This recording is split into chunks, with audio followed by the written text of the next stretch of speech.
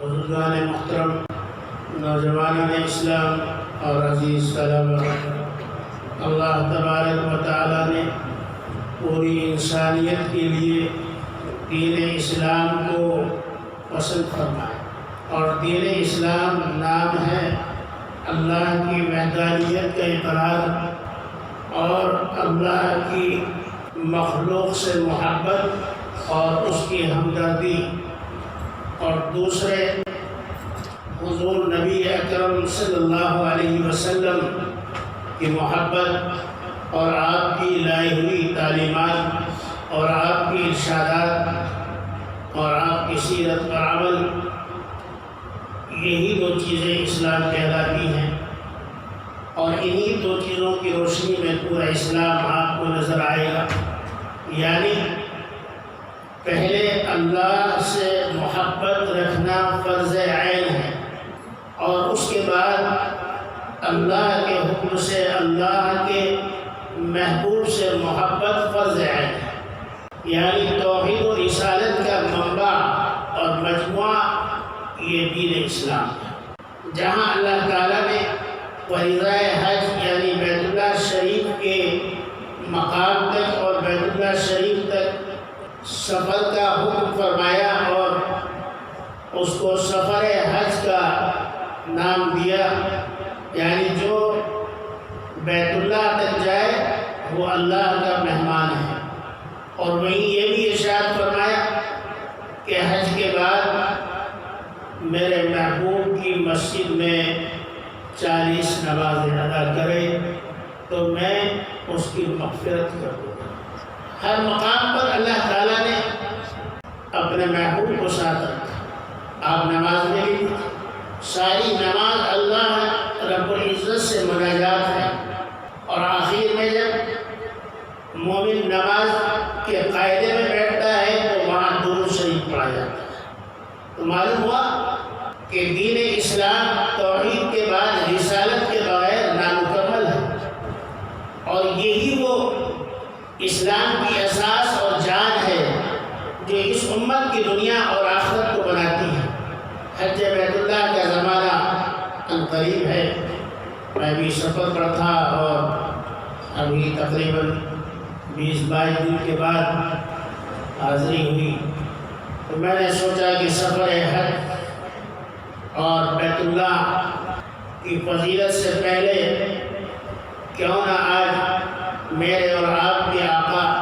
اور ساری امت کے، ساری انسانیت کے محسن انسانیت، امام الانبیاء،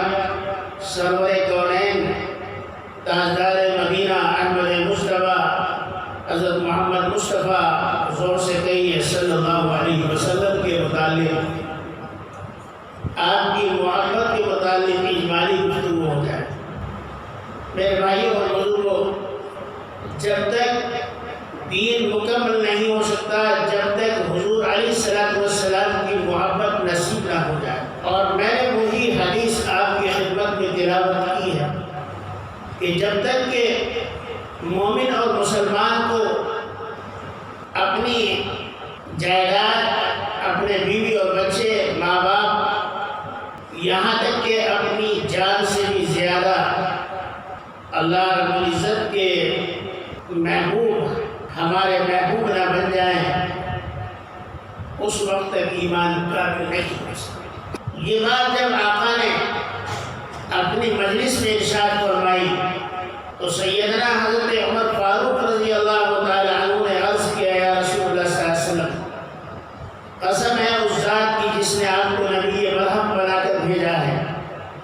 مجھے آپ اپنے ماں باپ سے بھی زیادہ پیارے ہیں،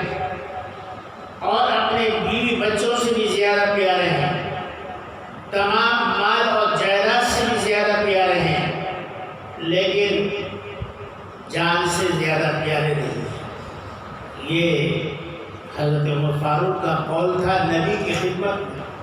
اور فاروق کس کو کہتے ہیں؟ فارق کہتے ہیں امتیاز اور فرق کرنے والے، حق اور باطل میں امتیاز پیدا کرنے والا۔ اس لیے اللہ کے رسول نے آپ کا نام عمر کے ساتھ فاروق تجویز فرمایا۔ میں